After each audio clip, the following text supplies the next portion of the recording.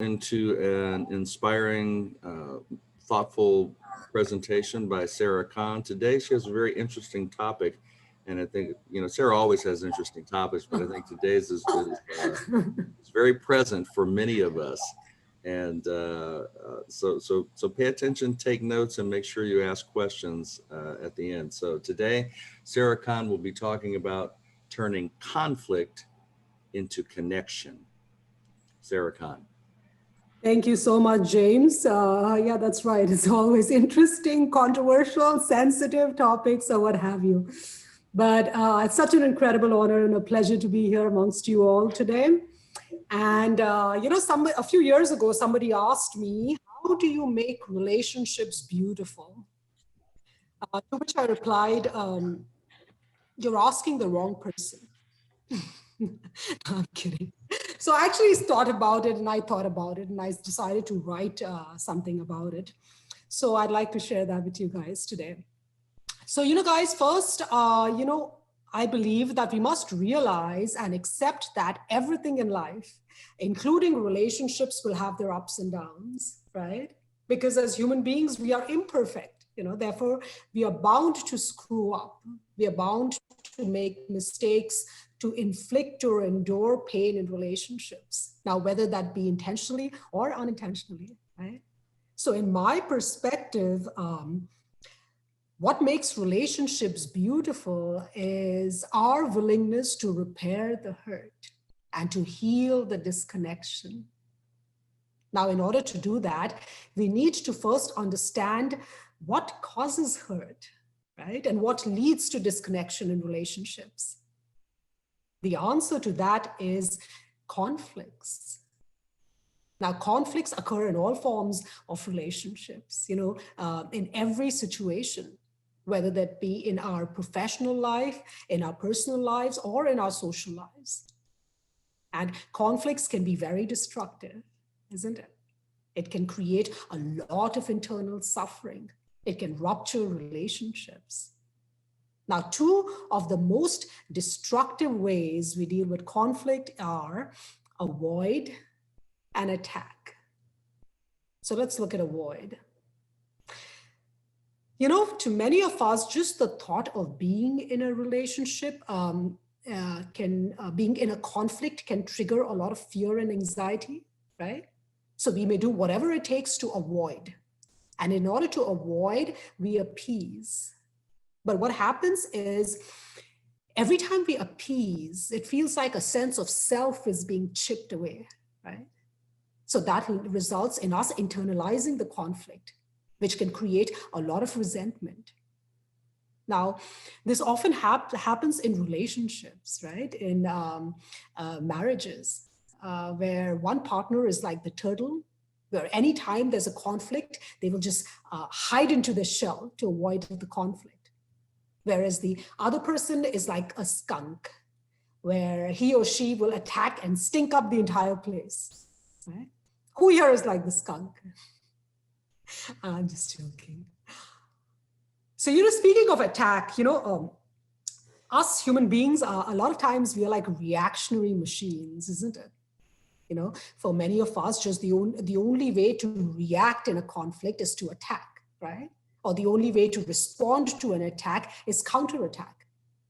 And that is why in conflicts, you'll see people arguing or accusing or dehumanizing one another. Because we will do whatever it takes to prove the other person wrong, because to us, we're right? But do you think such an approach leaves either party satisfied? Do you think it changes the other person's perspective or behavior towards us? No, right? So no matter how seductive attack and counterattack may be, regardless of whether it's between spouses at a kitchen table or in the United Nations, the outcome is always the same. Closed minds, bruised hearts, and severed relationships. Now, there is another way to deal with conflicts. To transform conflicts so that we can repair the hurt and heal the disconnection in relationships. And the way to do it, well, I have 8 steps on doing it. Number one is cultivating curiosity. Now, what do I mean by that? If we don't agree with someone, or it's very easy to attack them, right? Or their idea or their personality, isn't it? Or if they attack us, it's very easy for us to respond and counterattack, right? But when we engage in this approach, the most important thing, which is our needs that are not being addressed. So cultivating curiosity means hearing past attack, no matter how wounding it may be, and listening to the need of the person that he or she is not able to convey in appropriate terms. Cultivating curiosity means moving towards that person with an intent to understand. Curiosity creates empathy. And that is what helps us recognize the humanity in people, even when they are at their worst. Next, welcome vulnerability. Guys, the more insecure we are, the more distant, the more demanding, and the more defensive we become. Why is that? Because we're too afraid to be vulnerable. But it's our fear that keeps us from connecting with one another. So being vulnerable means letting ourselves be fully seen, sharing our honest thoughts, our true feelings, and our needs that are below the surface. Then, number 3, accepting accountability. Instead of accusing others and excusing ourselves, we need to ask ourselves, what's our contribution in that conflict? What role have we played in that conflict? Now, what often keeps us stuck in conflicts is justification. For example, if I'm blameless, then you are the one who needs to change, not me, right? So accepting accountability means taking accountability for our emotions, for our behavior, and our contribution in that conflict. Oftentimes, the real source of the conflict is not even the jerk you live with or you work with. It's how we respond to their words and their actions. For example, if I am emotionally stable, and if I am mentally at peace, then almost nothing outside can upset me too much, isn't it? Now, that doesn't mean that their behavior is right. It only means that I can disagree calmly and without distress. So my contribution to that conflict is not destructive. Now, also, we all have blind spots, isn't it? For example, I could be a very sensitive person, and I have no idea about that. My partner could be very defensive, and he or she does not even realize that about them. There's a saying, before you get the speck of dust from his or her eye, get the telephone pole out of yours. So, when we take accountability for our part in the conflict first, then the other person may automatically feel compelled to take off their armor of justification and to put down their weapons of blame. The next, show compassion. I believe that it is not even the words that cause the conflict. It is the emotions behind the words. Like there's a saying, hurt people hurt people. People who are hurt, they hurt people. So we need to hear the emotions behind the harsh words. We need to listen to the hurt. And in order to do that, we have to really try to understand the other person's perspective, their emotions, their motivations, and the motivations behind their actions. We need to be considerate about their doubts and the fears. Because, if you're only looking at the behavior, then we are bound to be judgmental. But if we look at their fears and their doubts, then we will be more understanding. And then we need to be tactful in our speech. Because if we are offensive in our speech, they'll be defensive in their reaction. As that saying goes, you can never be cross and get your word across. When we speak with love and kindness and the other person feels respected and understood, automatically there's connection. Next, number 5. And that's my fire alarm. But it's okay. Everything's fine. Number 5, it's just a very sensitive topic. That's why. Build boundaries. Setting boundaries for acceptable behavior during arguments. Ground rules of how we are going to interact. For example, if we decide there's going to be no name calling, there's going to be no raising our voice. So what happens is when we set boundaries and we respect them, that creates the foundation for trust. Now, number 6. Now, these two are my favorite ones. Not because they're easy to do. It's because they come from the work of one of my favorite people, Dr. Harriet Lerner. Defeating defensiveness. What do I mean by that? It's easy to listen when we like what the other person is saying about us, isn't it? And it's very difficult to listen when we are being criticized. We immediately go into defensive mode. Now, the way to catch yourself being defensive is to see if you were listening for the exaggerations and inaccuracies in what the other person's saying.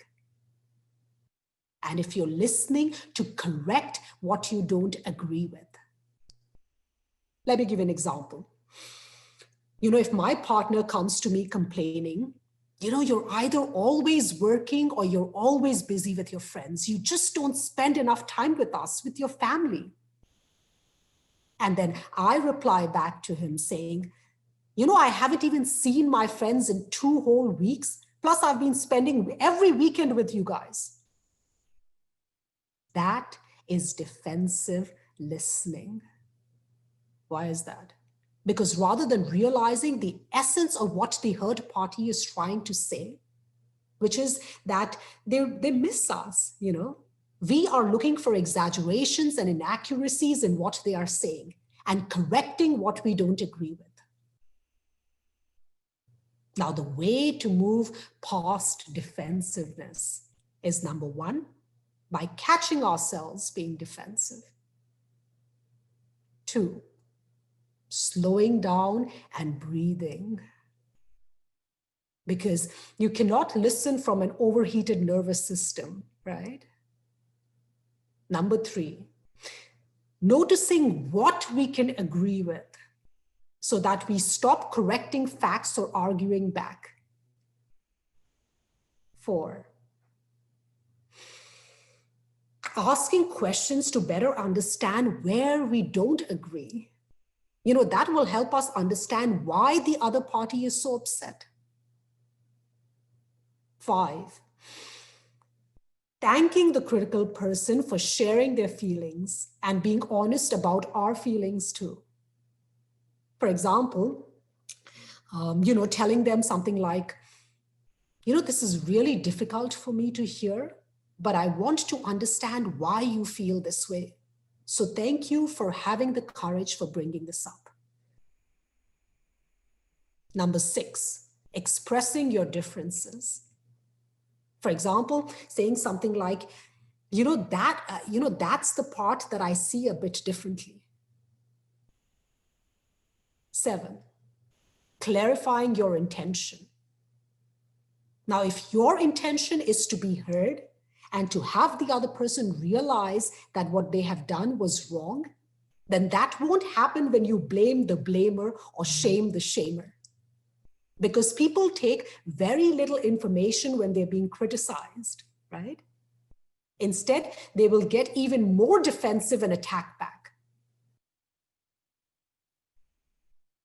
Keeping it short. When we are angry or upset, we tend to overtalk, isn't it? Especially women like me. But when people don't want to hear what you're saying, they won't listen if you say more of it. And the last is apologizing for your part, even if it is 5%.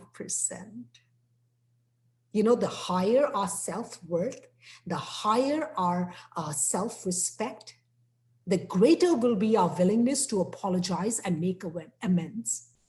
And when done right, apologies can be very healing. So what does it mean when done right? Right? Which brings me to my point number 7.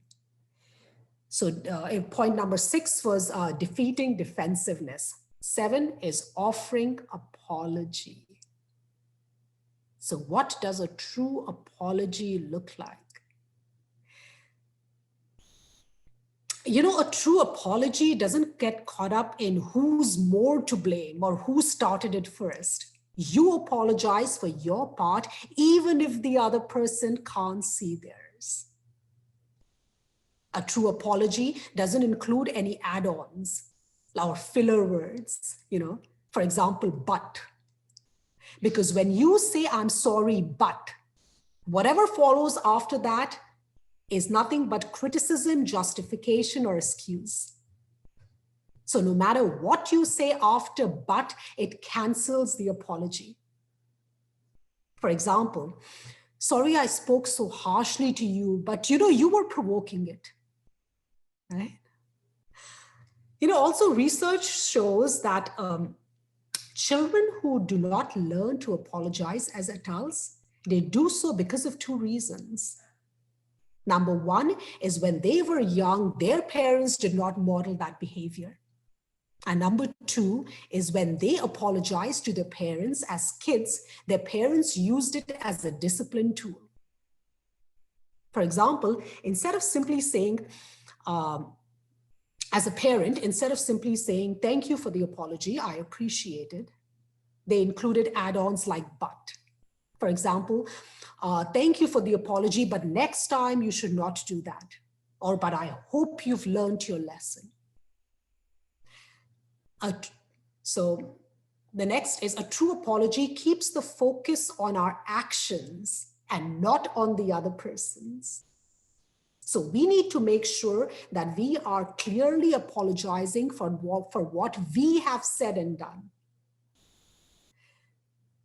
Then a true apology is not, it's not overdone. When we over apologize, what does that mean? We are hijacking their story and diverting all attention on ourselves because now we feel guilty and we are the ones who need to be consoled. Then a true apology includes an offer of reparation or restitution, depending on what the situation entails. That actually reminds me of a parable. I heard, I think a month ago, a beautiful parable. So once upon a time, there was a king who got into a conflict with his son. And in a fit of rage, he exiled him. Sorry, one second. Somebody's trying to get in. Okay. So he got into a conflict with his son, and in a fit of rage, he exiled him from his kingdom. Now, after a few years, the king's heart softened, and he sent his ministers to bring his son home. But the son resisted because he was too hurt and too bitter to return. Now, when the ministers brought the king the sad news, he sent them out again with a new message for his son. And the message read, "Return as far as you can, and I will come the rest of the way to meet you." Now, the king knew that simply saying, "I'm sorry," wouldn't heal the broken connection. Instead, he performed his apology by letting his son know that he was prepared to travel for as long as it took, Even if his son only took a step, he would come the rest of the way to meet him. So true apology does not ask the hurt party to do anything in return, not even forgive. That's a hard one, right? You know, our healing should not come from the response of the other person. It should come from our actions. You know, sometimes we apologize, but subtly we want the other person to apologize too, right? We have to realize that some people will never apologize, you know, and because they just don't want to feel guilty, or they don't want to feel shameful.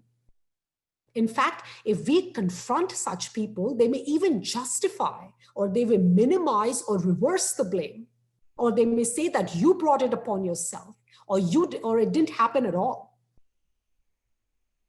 Now, the thing is, you know, it's not that they may not love us. It's not that. It's just that they stand on a very small platform of self-worth, and their reaction is a reflection of that. So a true apology has no meaning if we'll be repeating what we're apologizing for. And then a true apology is not meant to silence the other person. It's not meant to end the conversation, but to de-intensify the situation so that there is no leftover hurt. For example, you know, I have a tendency to say something like, I said I'm sorry 100 times already, so can we just end it? Or, you know, sometimes I say something like, I told you I'm sorry. Are you going to punish me forever? I'm just admitting everything. I hope you guys later on during the Q&A admit what you guys do too. But, you know, we must remember this one thing, guys. It's not that they will punish you forever.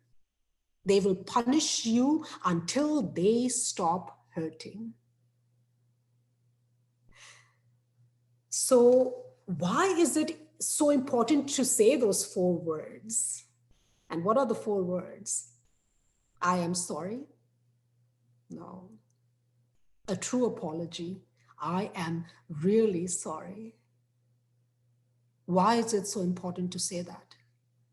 Because a true apology is a gift to us. It is. You know, even though initially we may feel small or vulnerable to apologize, we may fear that they may not accept our apology, or they may unleash more anger or criticism. Because if I'm sorry, you may have a lot more to tell me to be sorry for, right? You know, we may fear that they may use it against us later, or that we lose their respect, or we may lose our edge or our authority over that other person. But the truth is, it is just the opposite. You know, we are more respected by saying, I'm really sorry. Also, you know, when we are able to see ourselves objectively, when we can take responsibility and accountability for our part, then in the long run, we grow in maturity, in resilience and integrity. And that's the basis of self-esteem. The other thing is, why is it so important? Is because a true apology is a gift to the hurt party. You know, it calms the person down. It helps them release their emotional inflammation, their anger, their resentment, bitterness, the thoughts in their mind, like, you know, how can that other person not realize what they did was wrong? It validates the hurt party's sense of reality. Sorry, 1 second. Idris Mala. It is a gift to the relationship. Why? Because it's about choosing the relationship over choosing to be right. And that is how we grow and we stretch in a relationship. Then the point number 8. So it was Defeating defensiveness, offering apology, and then 8 is embracing differences. So this is we're going back to conflicts. So, I remember, sorry, one second. There's the Sufi saying that I wanted to share with you guys. It's actually a Sufi story. Yeah, and the reason I share so many Sufi stories is because I've been studying at the University of Sufism and the Institute for Spiritual Healing. So I heard this Sufi story recently, and basically in that story, there's a disciple, right? So the disciple asks his Sufi teacher, sorry, one second.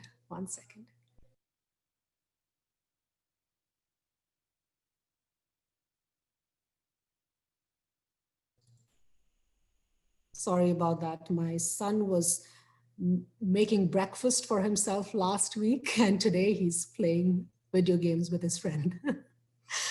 So once a disciple asked a Sufi teacher, when two Sufi sayings contradict each other, which one is correct? So the Sufi teacher replied, they only contradict each other when they're being viewed separately. For example, if you were to observe the movement of your hands while you're clapping your hands, it may seem like they're opposing each other, right? And you will not be able to see what is actually happening.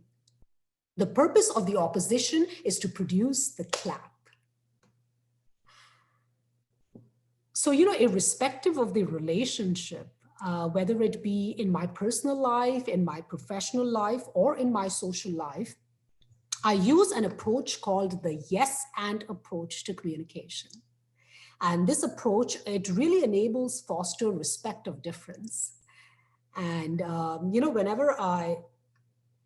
so basically the yes and approach, basically it goes like this. I think I mentioned it last week during last week's session. It is an exercise that I learned in improv comedy when I got a scholarship to UCB, the improv comedy school. And basically it goes something like this. Now, when someone states an opinion, now that you can use that in conflicts as well, right? When you guys have disagreements, when someone states an opinion that's contrary to yours, you say yes. You're not literally saying yes, but what you're doing is you're acknowledging them, right? Acknowledging them by listening to them, by giving the respect of listening to them, realizing that their opinion is their truth, right? So what it does is that it makes the other person feel heard. It makes them feel respected. It makes them feel valued. And then when you state your opinion, it makes them more receptive to your perspective as well. So the reason we do this is because we have to remember that, we have to, in conversations and disagreements, we really have to let go of the attitude that for me to be right, I have to prove you to be wrong. Because their truth is as self-evident to them as ours is to us, right? And the other thing is, guys, even when we're using this yes and approach, we have to realize that we don't have to agree with each other's truth. We don't have to accept each other's truth as our truth. But we must agree that we're all entitled to having our truth be treated with respect, isn't it? And, we often get into arguments, but the biggest realization I had as an activist, advocate, and a peacemonger is that with arguments, you can only win debates, but you can never win hearts. So, to conclude, any type of relationship, whether it be in our personal lives, in our professional lives, or in our social lives, relationships are bound to go through their ups and downs, right? That's normal and that's inevitable. But what makes relationships beautiful is our ability to be able to repair the hurt and to heal the disconnection after a conflict. So I hope the 8 steps to do that would help you be able to transform conflicts, and turn them into conversations for change. Thank you. Over to you, James.